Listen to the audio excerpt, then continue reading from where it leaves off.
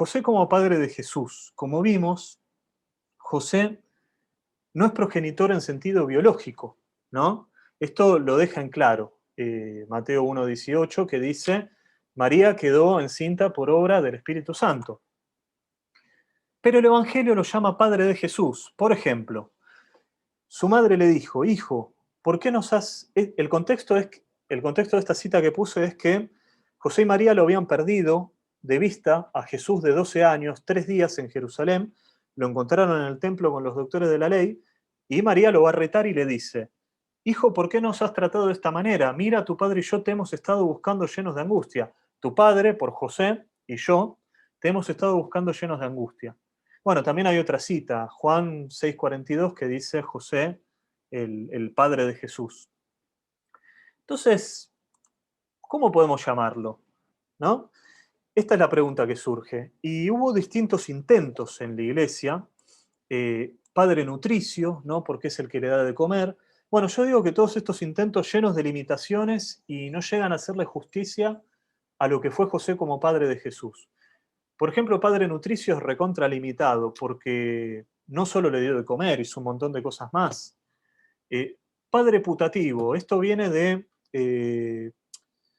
una palabra en latín, ahora no me viene el nombre, creo que dice putavantur, ¿no? Que es una voz pasiva de la Biblia en latín, en el Evangelio de Lucas, en el cual dice que Jesús crece y se lo consideraba, putavantur, era considerado eh, hijo de José, como que es un padre aparente, pero no es realmente el padre.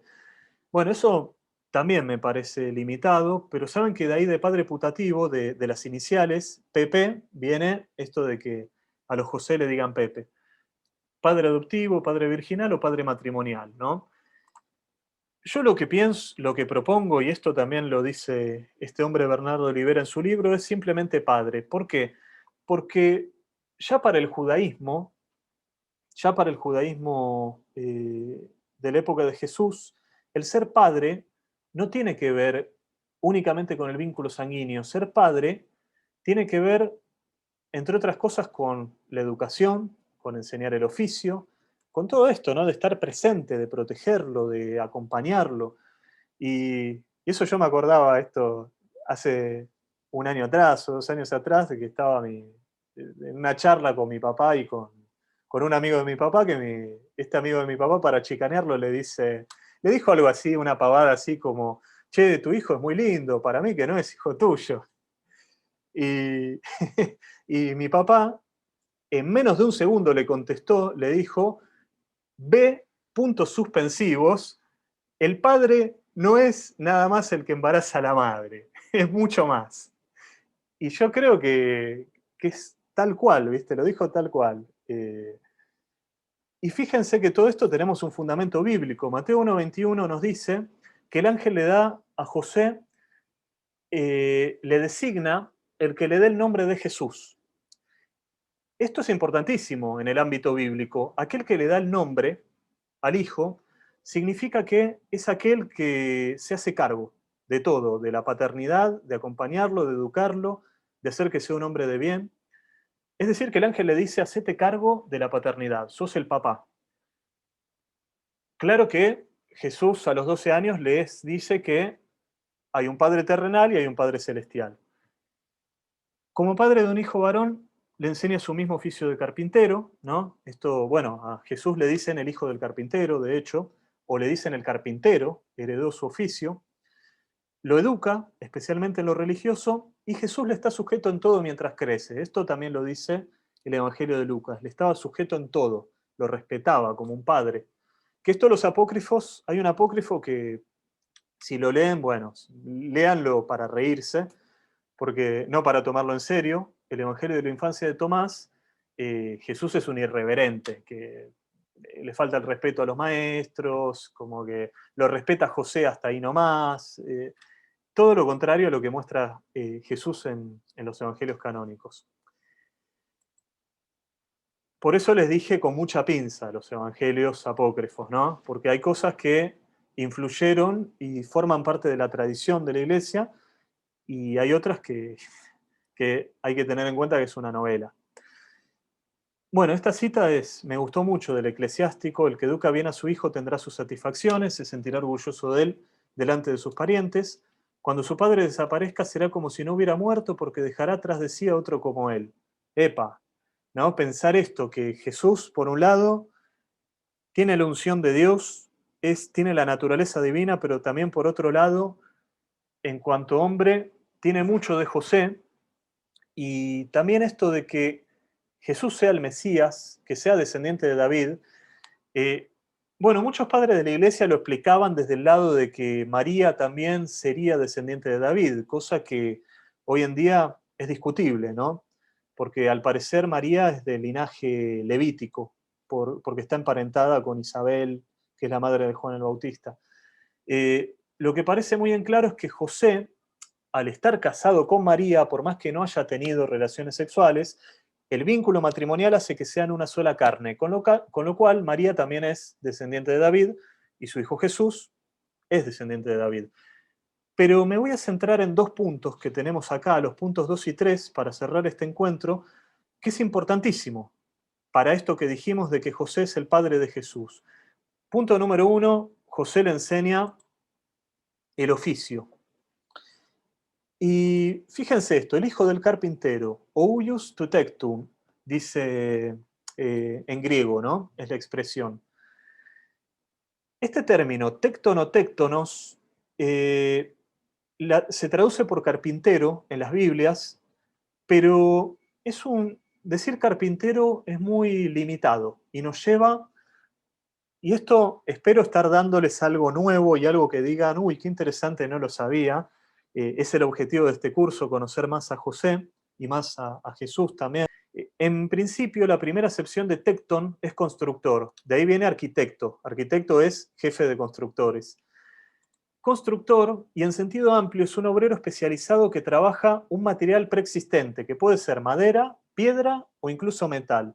Bueno, fíjense que ahí están las herramientas. Esto es de un fresco funerario del siglo I, es de Italia, pero son las herramientas que tenía un constructor en esa época.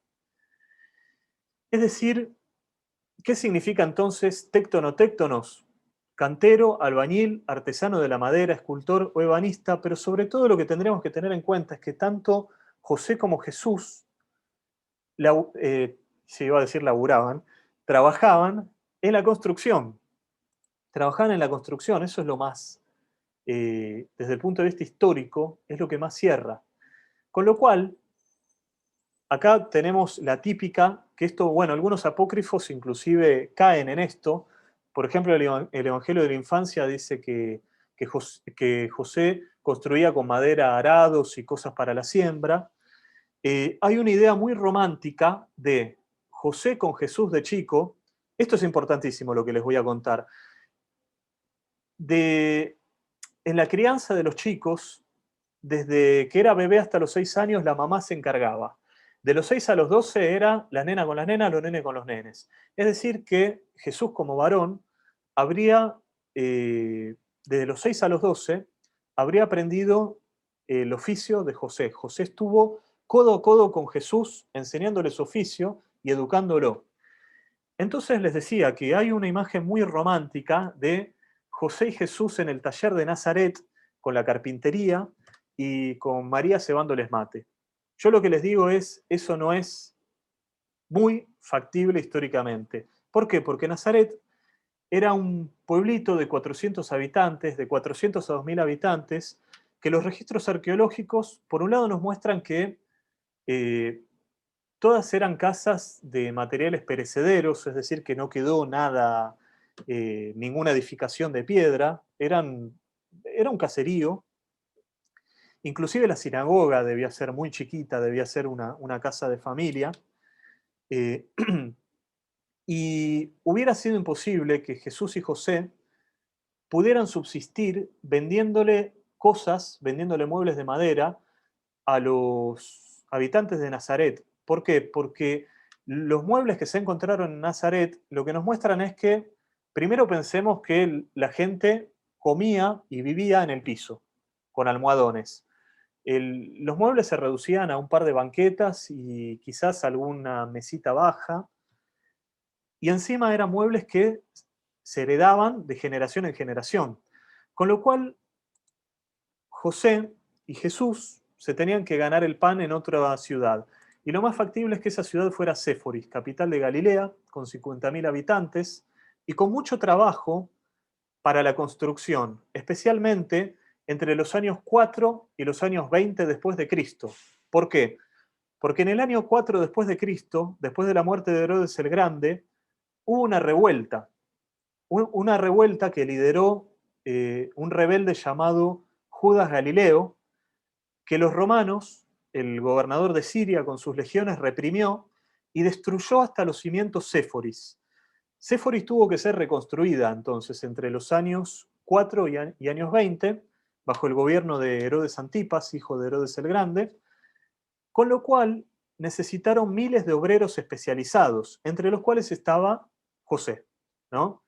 Muy probablemente el téctonos José, con su hijo aprendiz, viajaban una hora, esta distancia de 3 kilómetros, una hora a la madrugada y una hora al atardecer, y trabajaban en Séforis, muy probablemente en construcción de casas. Y algo importantísimo es que este oficio que tenía José y también Jesús era un oficio especializado, era un oficio de gente de clase media, en el cual esta gente tenía que conocer de letras, es decir, sabían leer y escribir.